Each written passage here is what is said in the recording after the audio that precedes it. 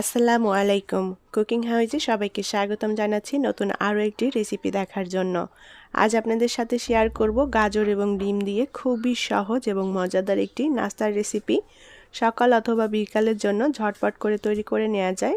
ছোট বাচ্চা থেকে বড় সবাই ভীষণ পছন্দ করবে খেতে। তাহলে চলুন রেসিপিটি দেখে নেই।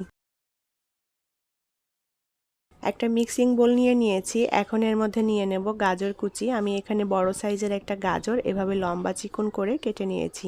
গাজরটা আপনাদের পছন্দ মতো করে কেটে নিতে পারেন, আর পরিমাণে কম বেশি নিতে চাইলে সেভাবেই গাজর নিয়ে নিতে হবে। এখন এর মধ্যে দিয়ে দেব পেঁয়াজ কুচি। আমি এখানে মিডিয়াম সাইজের 5টা পেঁয়াজ কুচি করে কেটে নিয়েছি। আর দিয়ে দেব 1 টেবিল চামচ পরিমাণ কাঁচামরিচ কুচি। মরিচের পরিমাণটা যার যার টেস্ট অনুযায়ী এখানে অ্যাড করে দিবেন। দিয়ে দেব ধনিয়া পাতা কুচি।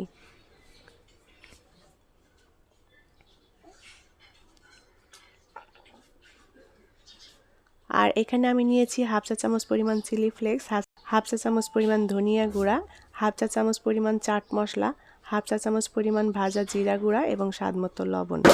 এখন সব কিছু দিয়ে দেব। আর দিয়ে দেব বেসন। বেসনের পরিবর্তে চালের গুঁড়া, ময়দা, আটা যে কোনো একটা ব্যবহার করতে পারেন। আমি এখানে 5 টেবিল চামচ পরিমাণ বেসন দিয়ে দেব উঁচু উঁচু করে।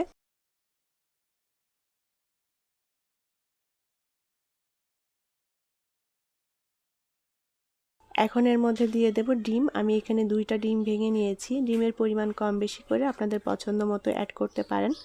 আর এখানে কিন্তু আমি কোনো পানি দিচ্ছি না, পানির পরিবর্তে ডিম ব্যবহার করছি। ডিম দিলে খেতে ভালো লাগবে, টেস্টটাও ভালো আসবে। এখন হাত দিয়ে সমস্ত উপকরণ খুব ভালো করে মেখে নেব।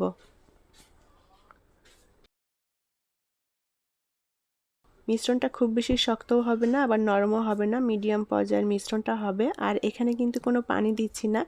তবে কেউ যদি ডিমটা না দিতে চান, ডিম বাদে পানি দিয়েও এই মিশ্রণটা মেখে নেওয়া যাবে।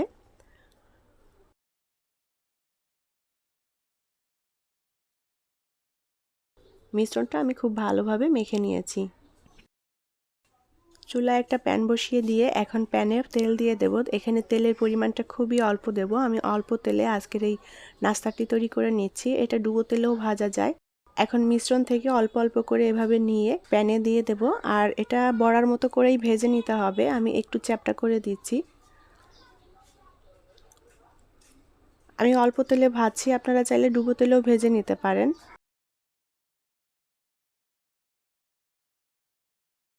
এভাবে একটু চ্যাপ্টা করে দিয়ে আমি নাস্তাগুলো ভেজে নেব।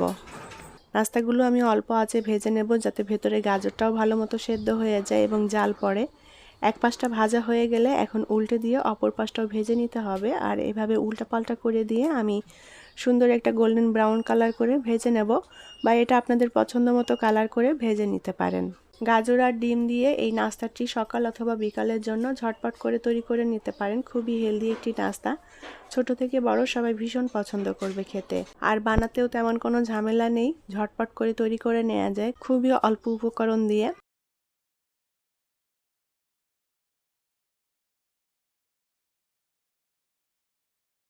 এই নাস্তাটা শুধু গাজর দিয়ে নয়, যে কোনো সবজি দিয়ে তৈরি করা যাবে। বাড়িতে যে কোনো একটা সবজি থাকলেই এভাবে তৈরি করে নিতে পারেন।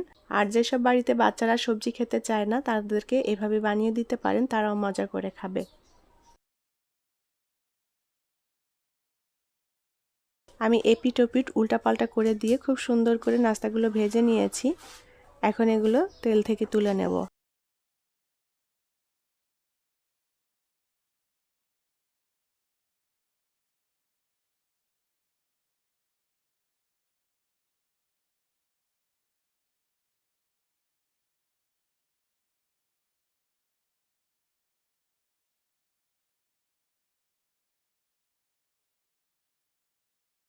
গাজর আর ডিম দিয়ে ঝটপট এই নাস্তাটি গরম গরম খেতে খুবই ভালো লাগবে। টমেটো সস দিয়ে পরিবেশন করতে পারেন।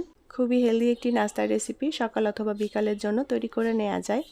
আশা করছি আমার আজকের রেসিপি আপনাদের কাছে ভালো লেগেছে। পরবর্তী রেসিপি দেখার আমন্ত্রণ জানিয়ে আজকের মতো বিদায় নিচ্ছি। ভালো থাকবেন সবাই। আল্লাহ হাফেজ।